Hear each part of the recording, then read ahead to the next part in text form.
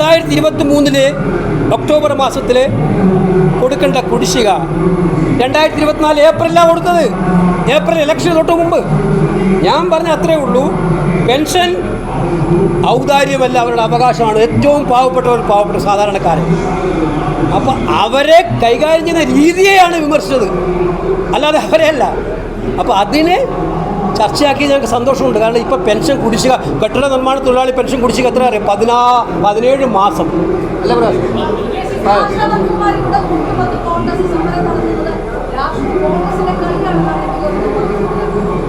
ആശ എന്തിനാണ് കോൺഗ്രസിനെ കൊടുത്തത് ഈ ഗവൺമെൻറ്? അങ്ങനെയാണെങ്കിൽ തന്നെ ഭാഗത്തിനോട് ആശ കോൺഗ്രസിൻ്റെ ഗവൺമെൻറ്റില്ല, താങ്കൾക്കും അറിയാം അവരുടെ സംഘടന എങ്ങനെയാണ്, അവരുടെ പിൻബലം എന്താണെന്നൊക്കെ അവരെ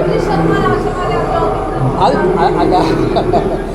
നിങ്ങൾ തൊഴിലാളി വർഗ പാർട്ടിയുടെ പ്രതിനിധികൾ ഈ 1% 2% കണക്ക് പറഞ്ഞിട്ടാണ് ഒരു തൊഴിലാളി സമരത്തെ ആക്ഷേപിക്കേണ്ടത്. അവരോട് ഉന്നയിക്കുന്ന ആശയങ്ങൾ എന്താണ്, അവരുടെ ആവശ്യങ്ങൾ എന്താണ്?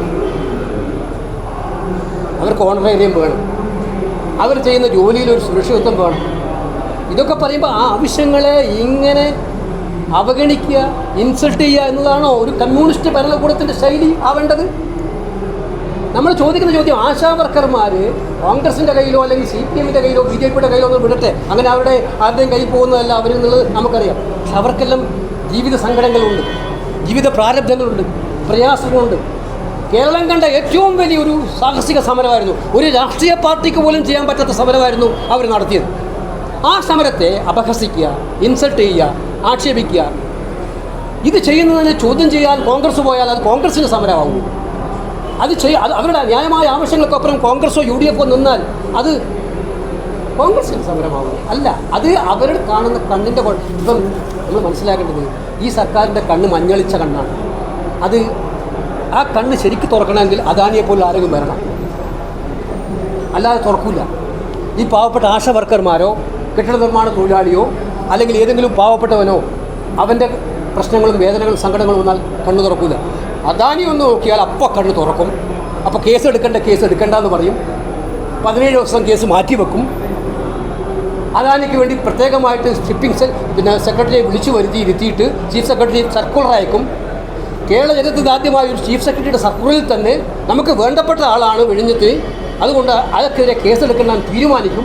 ഇതൊക്കെ സലാം അഡാനി സലാം, അതാണ്. അല്ലാതെ ആശാ വർക്കർമാരോട് ഈ അതിന് ഞാൻ കമ്പാരിസൺ ചെയ്യാണ് കമ്മ്യൂണിസത്തിൻ്റെ പുതിയ രീതി.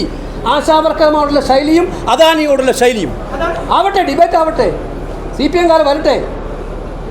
ഇതാണ് കേരളത്തിലെ ഇപ്പോഴത്തെ പ്രശ്നം. ഞാൻ യഥാർത്ഥ കമ്മ്യൂണിസ്റ്റുകാരെ ആരും കുറ്റപ്പെടുത്താൻ ആഗ്രഹിക്കുന്നില്ല. അവരാഗ്രഹിച്ച സർക്കാരാണോ ഇവർ കൊടുക്കുന്ന സർക്കാർ? ഇതിപ്പോൾ കമ്മ്യൂണിസ്റ്റ് സർക്കാരാണെന്ന് പറയാൻ പറ്റുമോ? കേസെടുത്തിരിക്കുന്നു. കേസ് 17 ദിവസം കേസെടുക്കാത്തൊരു കേസ് ഏരിയ സെക്രട്ടറിയെ കൊണ്ട് പെറ്റീഷൻ കൊടുക്കുക, 1 മണിക്കൂറിൽ കേസാക്കുക. ഏരിയ സെക്രട്ടറിയാണോ കേസ് കൊടുക്കേണ്ട സഹോദര? മഹാരാഷ്ട്രയിൽ സംഭവം ഉണ്ടായപ്പോൾ സ്റ്റേറ്റ് പൊല്യൂഷൻ ബോർഡാണ് കേസ് കൊടുത്തത്. സ്റ്റേറ്റ് കക്ഷിയാവേണ്ടതല്ല ഇത്. നിങ്ങളല്ല ഇപ്പോൾ ചിരിക്കുന്നുണ്ട്. കേരളം മുഴുവൻ ആശങ്കയിലാവേണ്ട പ്രശ്നമല്ല ഇത്. ഇപ്പോൾ കണ്ണൂരിൽ നടന്നു, ഇവിടെയും നടന്നു, അവിടെയും നടന്നു. കേരളത്തിൽ തീരപ്രദേശം മുഴുവൻ ഉണ്ടായിരിക്കുന്ന ആശങ്ക എന്താണ്? തീരപ്രദേശത്ത് മാത്രമാണോ ആശങ്ക? വരും ദിവസങ്ങളിൽ ആ ആശങ്ക കേരളത്തിലെ മുഴുവൻ പാരിസ്ഥിതിക പ്രശ്നങ്ങളെയും ബാധിക്കുന്ന ആശങ്കയല്ലേ? നിലമ്പൂർ ഇലക്ഷൻ 19-ാം തീയതി തീരും.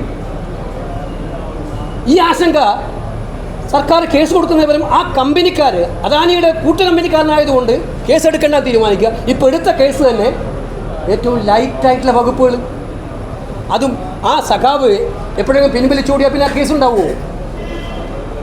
ഈ സർക്കാർ ആരെയാണ് സംരക്ഷിക്കുന്നത്? ശുദ്ധമല്ലേ? കേസ് എടുക്കുന്ന ഗൗരവത്തോടെ എല്ലാം എടുത്തിരിക്കുന്നത്. മറ്റു സംസ്ഥാനങ്ങളിലേക്ക് മാതൃകയുണ്ടല്ലോ. നമ്മൾ കേസെടുക്കുന്നത് നിങ്ങൾ മനസ്സിലാക്കേണ്ടത്, ഇപ്പോൾ പറഞ്ഞിരിക്കുന്ന സാധനങ്ങൾ അപകടകാരികളായിട്ടില്ല. ഒരുപാട് ഈ കപ്പലിലുണ്ടായിട്ടുണ്ട്, അവിടുത്തെ കപ്പലിലുണ്ടായിട്ടുണ്ട്. ഇത് കേരളത്തിൻ്റെ പൊതുജനാരോഗ്യത്തെ ബാധിക്കുന്ന വിഷയം, കേരളത്തിൻ്റെ പരിസ്ഥിതിയെ ബാധിക്കുന്ന പൊതുവായ വിഷയം. ഈ വിഷയത്തിൽ ഒരു സർക്കാർ സംസ്ഥാനത്തെ ജനങ്ങൾക്കൊപ്പം നിൽക്കണോ അല്ല അദാനിക്കൊപ്പം നിൽക്കണോ എന്നായിരുന്നു ചോദ്യം. ഞാൻ മാധ്യമങ്ങളോടും അക്കാര്യത്തിൽ സല്യൂട്ട് ചെയ്യാണ്. ഈ കേസെടുപ്പിക്കാനെങ്കിലും ഉള്ള അവർ വിദഗ്ധരായ, അവർ വെറും വൺ സൈഡഡ് അല്ലായിരുന്നു. വിദഗ്ധരായ ആളുകളെ വിളിച്ചിരുത്തി, ഇതുമായി ബന്ധപ്പെട്ട എക്സ്പേർട്ടുകളെ വിളിച്ചിരുത്തി നിയമവിദഗ്ധരെ വിളിച്ചിരുത്തി ചർച്ച നടത്തി.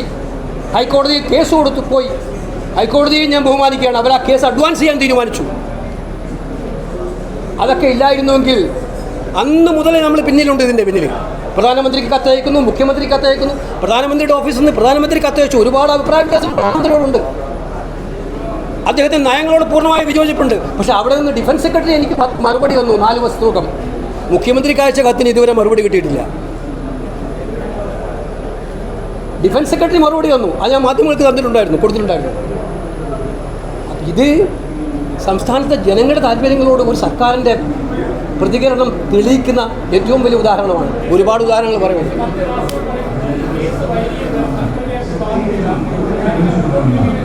സഹോദര,